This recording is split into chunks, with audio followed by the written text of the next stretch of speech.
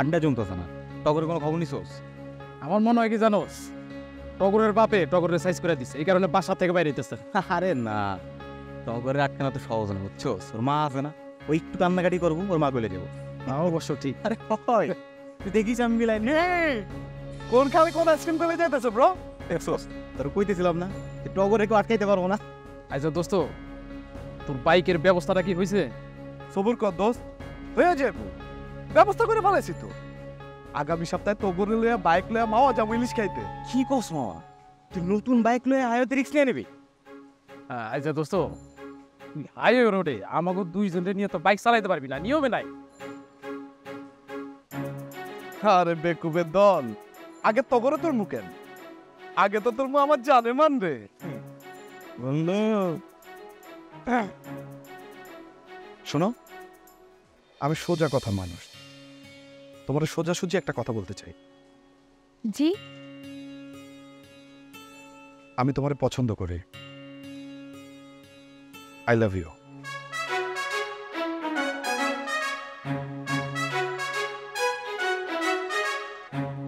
চুপ করে আসছো কেন? উত্তর দাও। আরে আজিব তো, তুমি যদি কিছু না বলো তাহলে আমি কিন্তু খাড়ার উপরে জান দিয়ে দেব। এলাকার মানুষ তখন তোমার দিকে আঙ্গুল তুলে কইবো এই মায়ার লাগে সুন্দর একটা পোলা মইরা গেছে। কি ঠিক আছে না?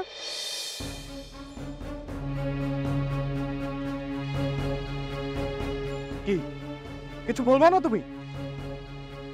ঠিক আছে, তাহলে আমি এখনই ছুরি দিয়া।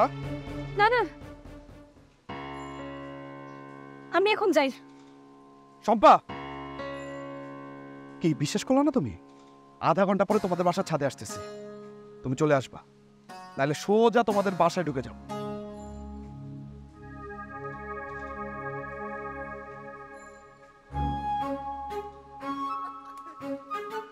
হ্যাঁ ঠিক আছে তোমার আমি কথাই একবারে।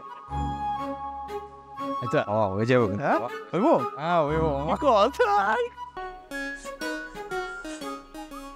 250-টিরও বেশি ডিজাইন অপশন নিয়ে ওয়ালটন স্মার্ট ফ্রিজ, বোঝে আপনার প্রয়োজন।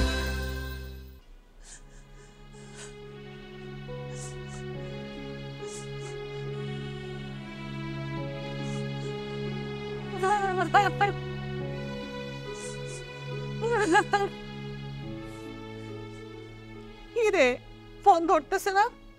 মা, রিং হচ্ছে না তো, বলতেছে যে সংযোগ দেওয়া সম্ভব হচ্ছে না। বুঝতে পারছিস ব্যাপারটা? ফোন বন্ধ করে রাখছে, তার মানে তোর বাপ আমাদের কাছ থেকে পালাইছে। আমার কপালে এই ছিল। মা, ফোনে চার্জ না থাকলেও বলে যে সংযোগ দেওয়া সম্ভব হচ্ছে না। চার্জ শেষ হবে কেন? বাজারে যাওয়ার আগেই তো সে চার্জ দিয়ে নিয়ে গেল।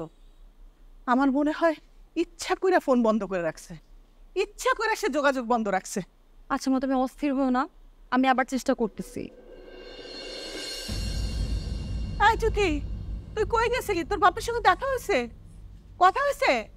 না, বাবাকে তো খুঁজে পাই নাই।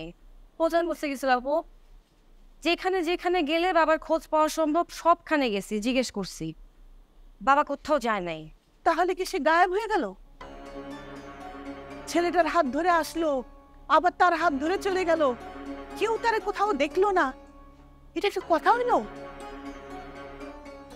পাড়ার মোড়ের যে দোকানদার, সে বলল যে ছেলেটা নাকি একলাই সিএনজি করে আসছে, তারপর দোকানে দোকানে বাবার কথা জিজ্ঞেস করে তারপর আমাদের বাসায় আসছে।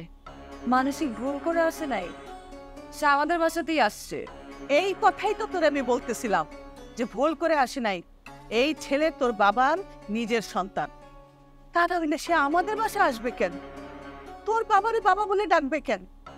আর তোর বাবা আবার তার হাত ধরে চলে যাবে কেন? আমি তো কিছুই বুঝতে পারতেছি না। এই ছিল আমার কপালে। উফ, তার মানে এতক্ষণ ধরে মা যেটা বলতেছে এটাই সত্যি? কোন জায়গা থেকে কোন ছেলে এসে আমাদের বাবাকে বাবা বলে ডাকতেছে?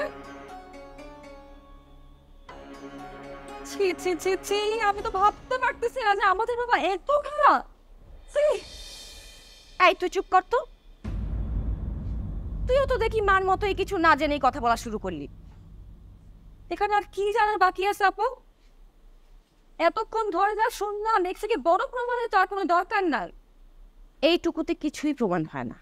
বাবা আগে ফিরে আসুক, আসল কথা না জেনে অকারণে বাবাকে সন্দেহ করার কোনো মানেই হয় না। তুই কি বলতে চাস তোর বাবা নির্দোষ? আমি না জেনে কিছুই বলতে চাই না, তোমরাও বইলো না।